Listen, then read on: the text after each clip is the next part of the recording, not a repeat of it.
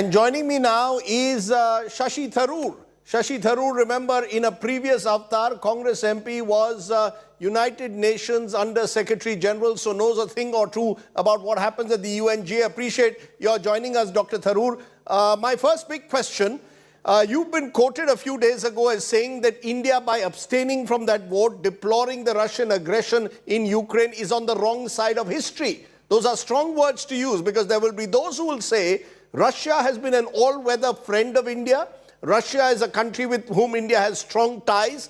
How can we be seen to publicly be taking sides in this battle and targeting the Russians?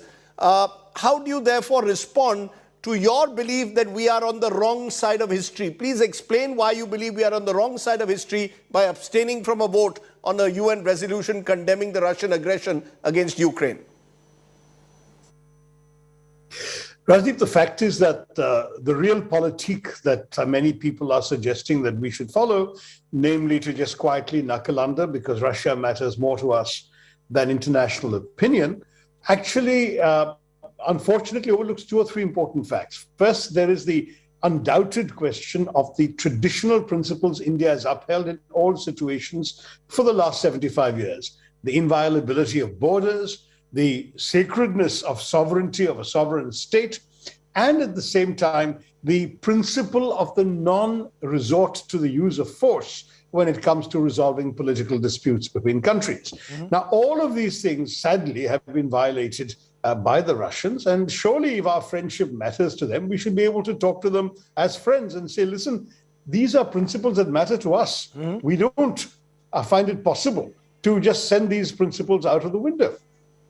You're saying that India must take a principled stand, Dr. Tharoor, that India should not have abstained from this US-sponsored resolution in the United Nations condemning the Russian aggression. Are you saying, therefore, that we should have stood with countries like Kenya instead of standing with China and the UAE? Are you saying that you believe that that is the place to stand to outrightly condemn what you call Russian aggression? Or the world calls Russian aggression, sorry. No, we had two choices. One was indeed to express our disapproval of what the Russians did through voting for the resolution. The alternative would have been to abstain, but to have spoken very strongly against what happened. And to say that the only reason we are abstaining is because of our respect for Russia, but we believe that on this particular instance, what Russia has done is wrong, and that we would like Russia to heed our view that this is not the right way to conduct themselves in international affairs. I mean, the fact is that Russia is grievously isolated in the world community. In fact, if the General Assembly takes up the issue, you can be reasonably sure that it will be a very tiny minority of countries that fails to go along with the resolution, saying that the Russian action was completely deplorable, or maybe even condemnable. I don't know what words would be used at the end. The truth is that what the Russians have done is not the way in which you're supposed to conduct international affairs. Many of us thought that what they were doing was building up pressure in order to get a declaration that, for example, that Ukraine would never apply to NATO or would not join NATO. The institutions, the mechanisms exist for these matters to be resolved diplomatically.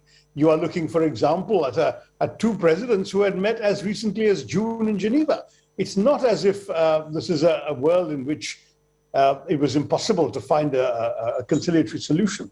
Doing it the way the Russians have done it, they will probably prevail because the Ukrainians are relatively defenseless and no other country is going to send them troops or boots on the ground to support their resistance. Nonetheless, sends the world an extremely bad signal. And it makes it difficult for those countries that found themselves obliged to go along with the Russian action.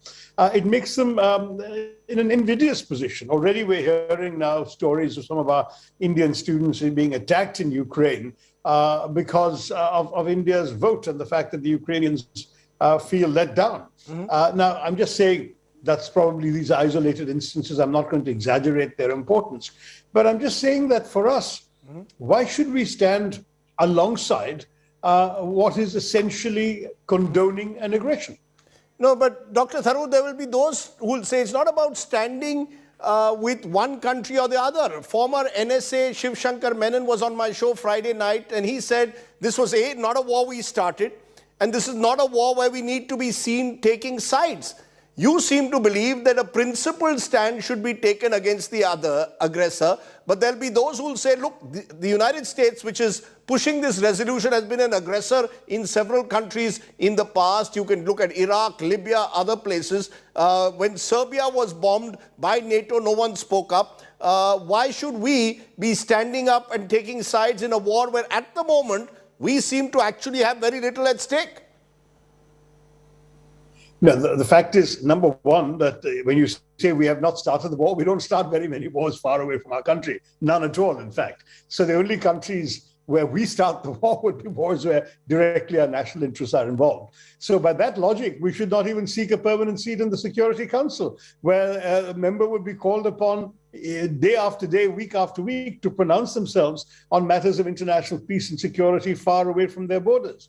If we want to take the slightly head-in-the-sand approach that we will only pronounce an opinion when it directly affects us in our own territory, in our own country, then we may as well cease to pretend that we want to be ready to move from being a rule taker in international affairs to being a rule maker, to participating in the global running of international peace and security. Why do we want to be in the Security Council? It just puts us in a position where we're constantly having to choose.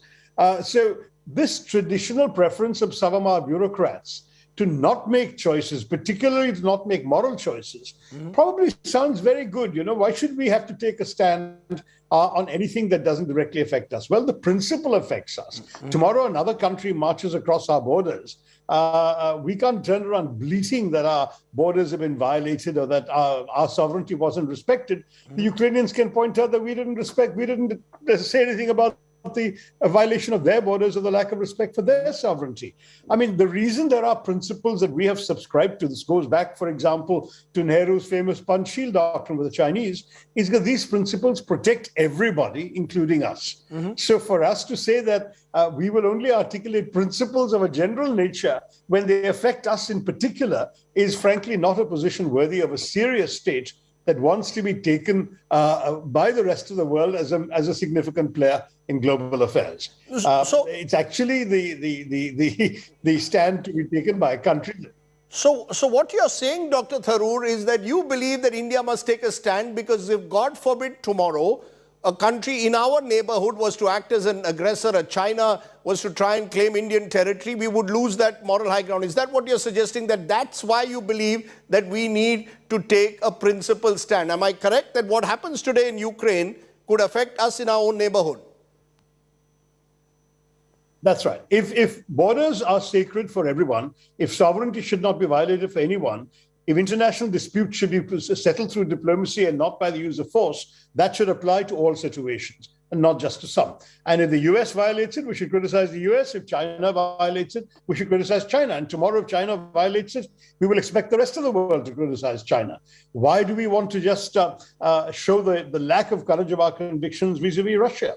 You know, it's very interesting, Dr. Tharoor, you're speaking out here so strongly and clearly, but your own party, the Congress party, is very silent on what should be done. It hasn't opposed the position the government has taken at the UN Security Council in abstaining from this vote. So clearly, there is a concern that we can't, there is a genuine concern as to how far we can go on this issue. Rajdeep, I'm speaking purely for myself, and on this particular instance, I am not claiming to speak for the party. The party will no doubt want to arrive at a collective position when it wishes. And this is the kind of issue on which, indeed, both these views are possible. And indeed, someone like my good friend Shiv Shankar Menon, after all, served the UPA administration, and his view is equally clear. But I think on matters like this, we should have, in a democracy like India, an honest debate about what's the right thing to do. And I think in this particular case, we've not had that debate, and we've almost instinctively stumbled into doing the wrong thing.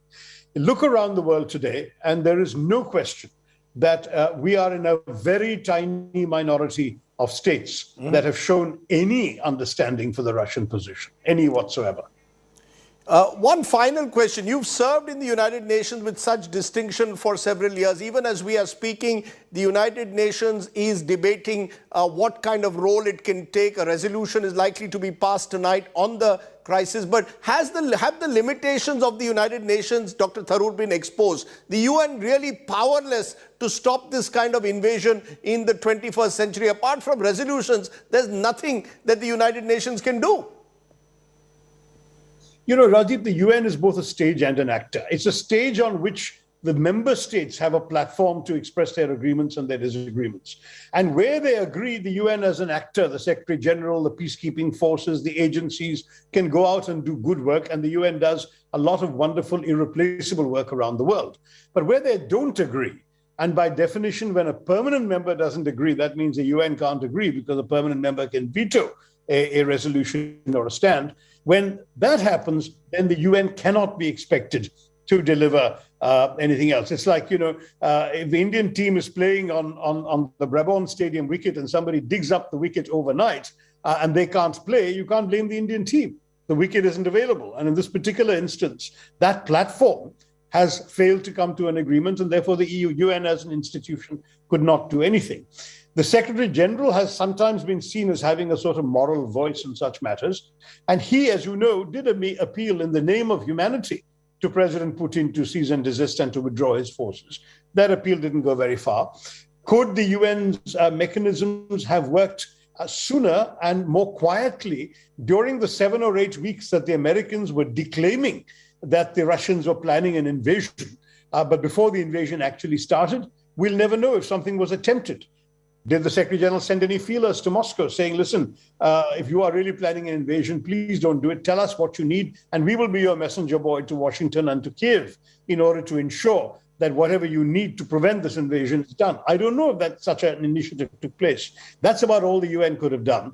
But in any case, whether they did it or not, that hasn't happened. And now we're facing a rather unfortunate war, which will have calamitous consequences, especially the longer it lasts, on the world economy, on oil and gas prices, on international trade, and the whole lot. And India will suffer from the consequences of this act of aggrandizement by President Putin. So it really has been, to my mind, a rather unfortunate. Okay, Dr. Tharoor, as always, appreciate your joining us. You brought in your experience as a diplomat at the United Nations. You put a moral position that you've taken on this issue. Of course, that's easier, perhaps some would say, when you're in the opposition than in the government. You believe India should be taking a stronger stand on this aggression in Ukraine. Thank you very much, Dr. Shashi Tharoor, for joining me there on the news today. Now,